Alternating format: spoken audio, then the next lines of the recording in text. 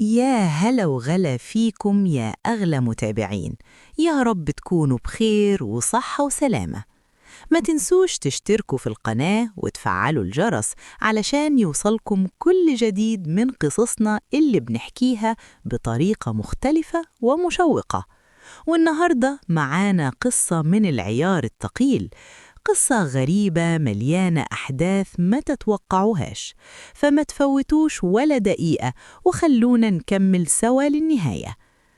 قصتي بتبدأ وتقول: أنا اسمي رحمة، عندي 37 سنة، متجوزة بقالي حوالي 9 سنين، عايشة في مدينة الطائف. حياتي كانت بسيطة وهادية، وكنت دايماً أحمد ربنا على كل حاجة حتى لو كانت قليلة. عندي توأم، ولدين عندهم 4 سنين، دول زينة حياتي وفرحتي. جوزي كان شغال في مجال البناء باليومية وعلى قد رزقه، بس للأسف مرينا بفترة صعبة جدا. في يوم وهو شغال فوق سقالة عالية، رجله زلت ووقع. الحادثة دي قلبت حياتنا كلها. رجله اتكسرت وما بقاش قادر يقف عليها فترة طويلة. قعد تقريباً 7 شهور في البيت من غير شغل ومن غير أي دخل. الفترة دي كانت أصعب حاجة عليا. أنا اللي شلت البيت على كتافي. قعدت أفكر أجيب مصاريف العيال إزاي، أدفع إيجار البيت والكهرباء والمية منين. كنت بدور على أي شغل، أساعد جاراتي في الطبخ يدون لي مقابل. ساعات أشتغل في مشغل نسائي، أغسل وأكوي، وكنت بفرح بأي جنيه يدخل البيت. مع كل التعب ده عمري ما اشتكيت ولا قلت ليه حياتي كده. كنت دايما أحمد ربنا وأقول يمكن الخير جاي بعد الصبر. كنت متمسكة بالأمل إن جوزي يتحسن ويرجع شغله. ومن كتر الضغط ساعات كنت أروح لصديقاتي القدام وأقول لهم لو محتاجين حد ينظف البيت أو يرتب الشقة أنا موجودة. ما كنتش أطلب فلوس سلف ولا مساعدة، كنت أشتغل بإيدي وأتعب وآخد اللي ربنا يكتبه. ودايما كنت حريصة مخليش جوزي يحس إنه حمل عليا أو عامل ذنب. كنت أقوله ما تشيلش هم، دي ظروف بتمر على أي بيت وربنا هيفرجها.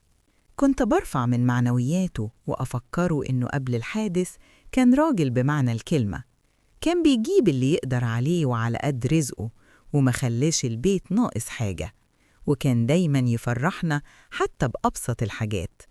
عشان كده وأنا شايفاه تعبان كان عندي استعداد أعمل أي حاجة وأتحمل أي صعاب، المهم ما يحسش إنه لوحده في الدنيا، خصوصاً إنه ما عندوش إخوات يسندوه، وأبوه وأمه ساكنين في منطقة بعيدة عننا. الحمد لله إن أهلي كانوا قريبين. أمي وأبويا ساعات يساعدوني بمبلغ صغير أصرف بيه، لكن أغلب الحمل كان علي أنا. جمعت بين شغل البيت وتربية التوأم والشغل برا، وبرغم كل ده كنت أرجع أضحك في وشه وأقوله الدنيا ما تستاهلش زعل، الله كريم. والدكاترة طمنونا إن رجله هتتحسن في حدود 7 شهور. الكلام ده كان بيخليني أتنفس، وكنت دايماً أقول لنفسي يا رحمة، زي ما هو ضحى وساب نفسه علشانك لازم تصبري وتقفي جنبه. عمري ما نسيت إنه زمان كان مستعد يستدين أو يستلف، بس ما يخليش البيت ناقص حاجة، وكنت مقدراه أكتر وأكتر. مرت الشهور ورجله بدأت تتحسن الحمد لله، بس لما جه وقت يرجع للشغل كانوا محتاجين واحد يقدر يقف بالساعات على رجله، وجوزي كان لسه ضعيف ومفيش حد عايزه يشتغل. ساعتها حسيت إن الدنيا بتقف قصادي تاني. رغم كده ما استسلمتش، كملت شغل في أي حاجة. مرة أساعد جارة في حفلة صغيرة، مرة أشتغل في مطبخ. كنت أقول لنفسي مدام العيال بخير ولقمتهم موجودة يبقى أنا بخير. وفي يوم جات لي فرصة ما كنتش متوقعاها.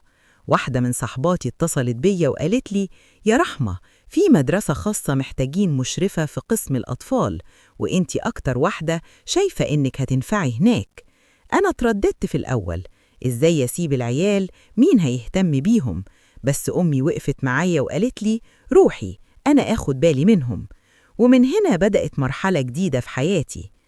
الشغل في المدرسة كان متعب جداً، صوت العيال، الزن والمسؤولية الكبيرة. لكن في المقابل المرتب ثابت، وبدأت أحس إن في أمان بعد ما كنا في ضياع.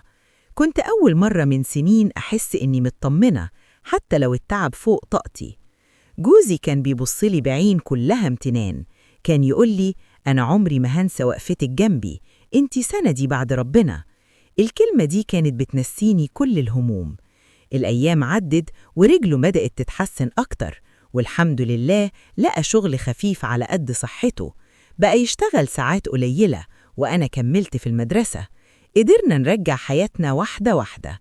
كنت دايما أفتكر أصعب أيامنا وأقول لنفسي اللي صبرنا عليها وعدت ربنا قادر يرزقنا بحياة أحلى.